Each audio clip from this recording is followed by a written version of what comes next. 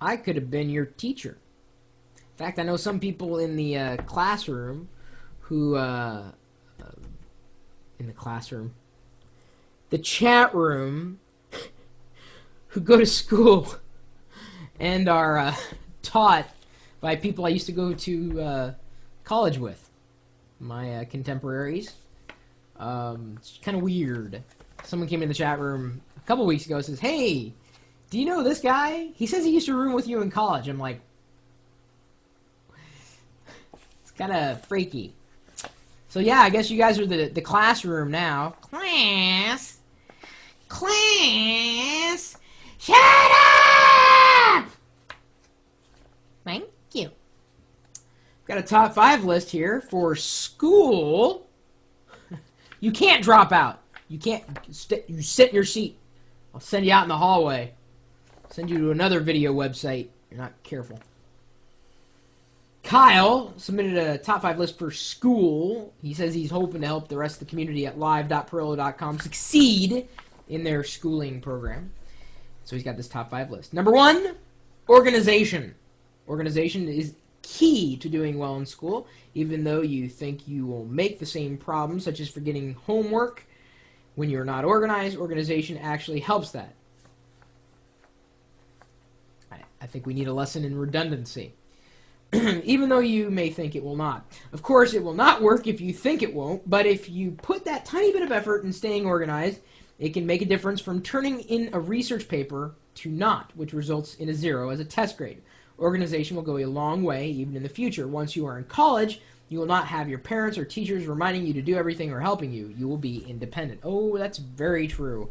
And this is a good time for you guys to submit your favorite organization tools, if you have any. And maybe you choose to have your organization written out, on actual printed paper, or maybe you've got a tool on the computer that helps you stay organized. Number 2, doing a bit more. When taking a test with questions and a space to put your answer in, on a 1 sheet of paper, you think that you should only write as much as the space requires. You think that it's all the space that the teacher provided. That is all you need, right? Wrong.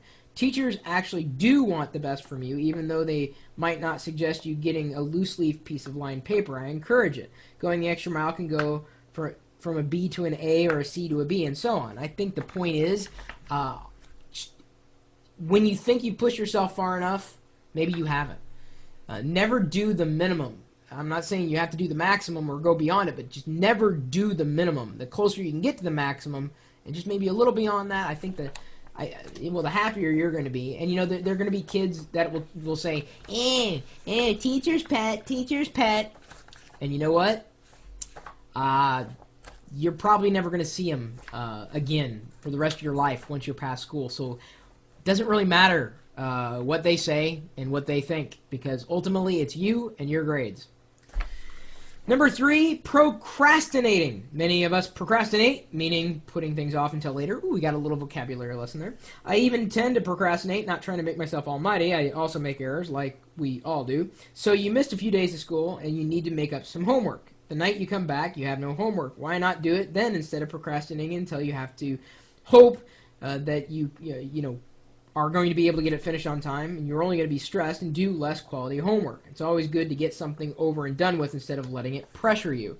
Some people work better under pressure. I tend to be one who works okay under pressure, but I'm more inclined to get my work done ahead of time. Number 4, study habits. Most students by high school have figured out study habits.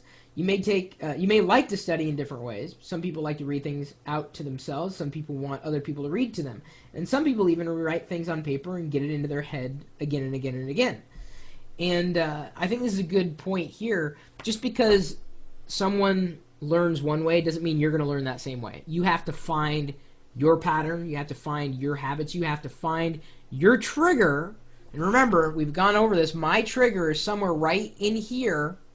This is where my trigger is. Your trigger is going to be in a completely different location. Most likely. I mean, maybe in the same location. I don't know. But you have to know yourself if you're going to master the art of learning. And yes, it is an art. You have to know yourself because everybody's different. Number 5, rewards. You may be thinking, well, what's the point of getting good grades? There are many different reasons. Getting good grades might reward you with more permissions in your high school, such as the high school that this individual plans to go to. He is a student right now in the 8th grade. If you get good grades, you can sign yourself out of study hall. Your parents may even pay you a certain sum of money for every A you get. That's another motivation and reward.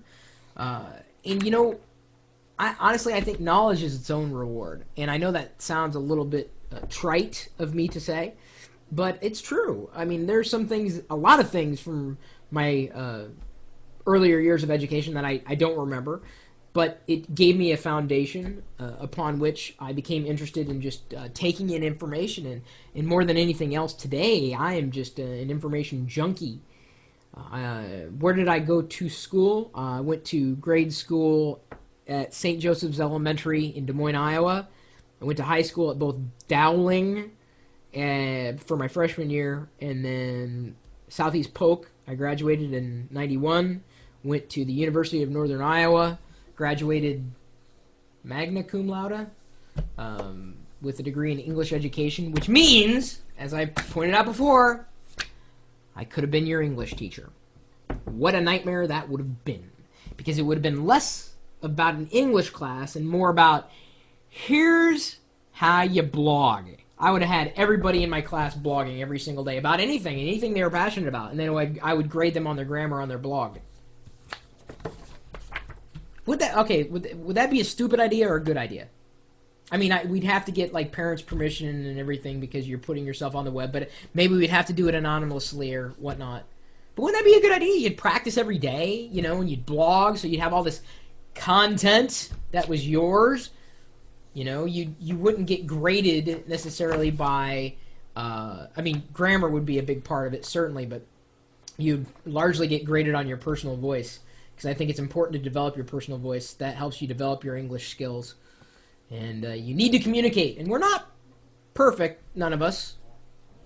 You know, we all make mistakes, and I see that and I understand that, but practice does make perfect, and the more you can practice, the better off you're going to be. So, if anybody else has any school tips or study habits and tips to pass along related to learning and education in general, my email address is chris@perillo.com. I do appreciate emails when they're well-crafted. There's a few grammatical errors in there, but I have a feeling that Kyle was writing better at his age than I was at his age. I've been doing a lot of writing in my adult life, a lot of blogging. Blogging is writing, and writing is blogging, and I write English. For the win! Try to get by with that, you know. Put an F, just do this for me. Your next term paper, sneak an FTW in there, you know. Like maybe you're doing an essay on cat on a hot tin roof and just, you know, FTW. Just throw it in there. And then, even better, if the teacher goes, WTF, you know, in the margin, classic. And that may make all the difference between getting a C or an F. Keep that in mind. It could slide either way depending on your teacher. Anyway, we're typically talking tech, and you know, I'm doing my best over here. I'm not really educating. I'm just kind of being myself and passing along knowledge. And if anybody's picking anything up, that's good. I'm happy to help. I'm happy to facilitate the growth of one's mind. Typically talking tech, of course. That's where my passions lie, sharing information. You're welcome to stop by our chat room. We're streaming this live video out every day, and if I had to grade a lot of the chatters today, they're probably about C- right now, borderline D+. They're walking that line. There are a few B students in here, maybe a couple of A's, but I think, no, some of you guys, seriously, some of you guys are about C-. But there's a programmer in here, and he got a C++. Feel free to stop by the chat room. We're open 24 hours a day, 7 days a week at one place, and one place alone, and that is live.perillo.com. We'll see you later.